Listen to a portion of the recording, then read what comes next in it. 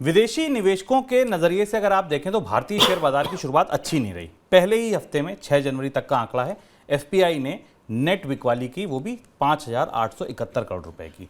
वैश्विक अर्थव्यवस्था में मंदी की वजह से ये बिकवाली की जा रही है, कई और वजह भी हैं। इसको हम विस्तार से समझेंगे कि क्या कारण है कि विदेशी निवेशक अचानक भारतीय शेयर बाजार से रूठे नजर आ रहे हैं। अगर वो बिकवाली कर रहे हैं तो बिकवाली कहाँ कर रहे हैं, पूरे साल में उन्होंने कितनी बिकवाली करी। सर, पहला सवाल, नए साल में अचानक ऐसा क्या हुआ? दिसंबर तक तो खरीदारी चल रही थी, जनवरी के पहले हफ्ते में ऐसा क्या देख लिया विदेशी निवेशकों ने जो बिकवाली का बटन दबा दिया? नए साल में विदेशी निवेशकों की बिकवाली ने भारतीय अर्थव्यवस्था को लेकर जिस तरीके की संभावनाएं बनती दिखाई दे रही तो उनको कहीं ना कहीं रेखांकित किया। जो फॉरेन इन्वेस्टर्स ने 11 दिनों में लगातार साल की शुरुआत में 14,300 करोड़ की बिकवाली की, जबकि दिसंबर में हमने 11,119 करोड़ रुपए की खरीद देखी थी, इसकी तरफ शुभम इशारा कर रहे हैं, और नवंबर में 36,239 करोड़ की खरीद देखी थी।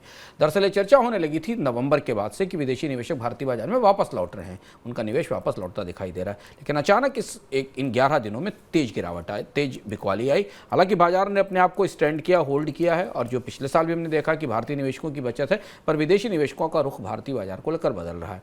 और उसकी 3 बड़ी वजहें हैं जो तुरंत दिखाई देती हैं, और शेयर बाजार में निवेश करने वालों के लिए इसे सतर्क रहने की ज़रूरत है। उसकी वजह, सबसे बड़ी वजह है कि भारत की जो मैक्रो पिक्चर है, भारत के आर्थिक विकास दर को लेकर जो आंकड़े आ रहे हैं वो निश्चित रूप से पिछले साल से खराब हैं, पिछले साल की तुलना में, और इस साल की उम्मीदों से भी खराब है। भारतीय अर्थव्यवस्था को इस साल कम से कम 7.5 से 8% के आसपास ग्रो करना चाहिए था। अब सरकार का भी आंकड़ा 7% के नीचे है, 7% के आसपास आ रहा है।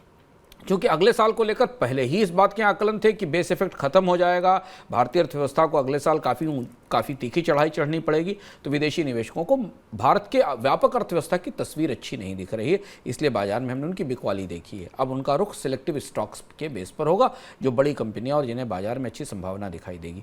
दूसरी जो महत्वपूर्ण बात है वो अंतर्राष्ट्रीय फैक्टर्स हैं। चूंकि महंगाई लंबे समय तक चलने की गुंजाइश दिखाई दे रही है, ब्याज दरों में बढ़ोतरी की संभावना दिखाई दे रही है, और सबसे बड़ी चीज़ है कि भारतीय अर्थव्यवस्था और दुनिया की अर्थव्यवस्थाओं को प्रभावित करने वाली जो बुनियादी कोर इन्फ्लेशन है उसमें कमी होती नहीं दिख रही है। इसलिए भारत के में विदेशी निवेशकों ने अपने आप को सुरक्षित करना शुरू कर दिया है। तीसरी चीज़ जिसने विदेशी निवेशकों के रुख को प्रभावित किया है वो रुपए की कमजोरी है। एक बड़ा एंटीथीसिस विदेशी निवेशकों के लिए रुपए की दृष्टि से आया।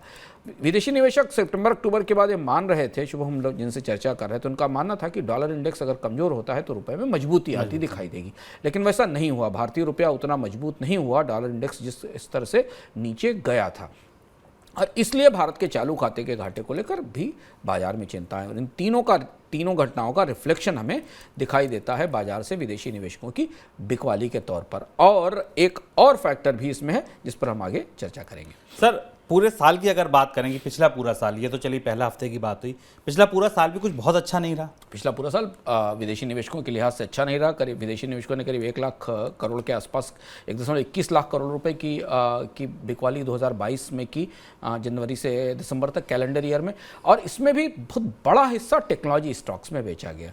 जो नेस्डैक का टेक्नोलॉजी मेल्टडाउन हमने देखा था उसका सीधा असर हमने भारतीय शेयर बाजार में टेक्नोलॉजी कंपनियों पर देखा, और ये पहला मौका था लंबे समय के बाद शुभम, जब टेक्नोलॉजी स्टॉक्स, जिनको आमतौर पर किसी भी परिस्थिति में सबसे बड़ा फायरवॉल माना जाता है कि इन कंपनियों में ग्रोथ हमेशा होती रहेगी, उन कंपनियों में सबसे ज़्यादा तेज बिकवाली हमने देखी थी। इसलिए अगर आप भारत में विदेशी निवेशकों की बड़ी पिक्चर देखें तो 1,21,000 करोड़ रुपए की कुल बिकवाली की दिखती है, पर उसका बहुत बड़ा हिस्सा तकनीकी कंपनियां, इन्फोसिस, विप्रो, TCS और इस तरीके की तमाम लार्ज कैप और मिड कैप कंपनियों से निकलकर बाहर गया है। और ये निवेश अंतर्राष्ट्रीय स्तर पर तकनीकी सेक्टर में टेक्नोलॉजी सेक्टर में जो दबाव दिख रहा है उसका असर हमें दिखाता है।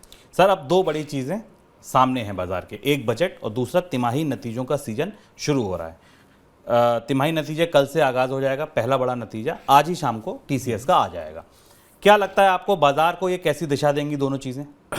बजट को लेकर बाजार में कोई बहुत बड़ा उत्साह बनता नहीं दिखाई दे रहा है, क्योंकि बजट की तस्वीर साफ है। इस बार के आंकड़ों के हिसाब से भी, अर्थव्यवस्था में निवेश की दृष्टि से भी, सरकार महामारी और उसके बाद के असर से निपटते सरकार के बजट के आंकड़े भी सामने दिखते हैं कि सरकार के पास अर्थव्यवस्था में ताकत डालने की या निवेश की कितनी क्षमता है।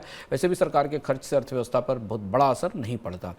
जो 2-3 बड़े आंकड़े बजट से पहले निवेशक देखना चाह रहे थे, उसमें एक आंकड़ा यह था कि भारत में कंजम्पशन की ग्रोथ कैसी होने वाली है। पिक्चर बड़ी मिक्स है, तस्वीर मिश्रित है। अभी ग्रामीण इलाकों से मांग निकलना शुरू नहीं है, हालांकि होप है कि आखिरी क्वार्टर में थोड़ी मांग बेहतर दिखाई देगी। एफएमसीजी कंपनियां अभी भी जूझ रही हैं मांग को लाने के लिए। ऑटोमोबाइल सेक्टर में थोड़ा मिक्स रिवाइवल दिखाई दे रहा है, और इसलिए बजट की दृष्टि से, और वो भी ये अगला साल चुनाव के साल का बजट है, यानी आखिरी बजट होगा सरकार का, बजट में किसी बहुत बड़े ट्रिगर की उम्मीद नहीं है, एक चीज़। दूसरी चीज़ और समझना ज़रूरी है कि शेयर बाजार हमेशा बजट से पॉलिसी इंडिकेटर्स ढूंढता है, बड़ी पॉलिसी के इंडिकेटर्स ढूंढता है कि कोई बड़ा रिफॉर्म में किया जाए। तो चूंकि पिछले 1-1.5 साल में प्राइवेटाइजेशन की दृष्टि से देखें, बाकी चीज़ों से देखें, जो बड़े रेडिकल रिफॉर्म्स हैं, या तो उनकी घोषणा हो चुकी है या उनकी घोषणा के बाद उनके नतीजे हमारे सामने नहीं आए। जैसे प्राइवेटाइजेशन एक बड़ा ट्रिगर हो सकता था मार्केट के लिए, पर पूरा साल प्राइवेटाइजेशन के लिहाज से बहुत हल्का रहा, फीका रहा। ना एसेट मोनेटाइजेशन हो पाया, ना कोई बड़ी कंपनियां बिक पाई, केवल LIC की लिस्टिंग हुई। तो कोई बड़ा रिफॉर्म बजट के जरिए फिलहाल बाजार को नहीं दिख रहा है। दूसरा जो अभी ताजी गिरावट है इस तिमाही की, वो कंपनियों के नतीजों के आधार पर है।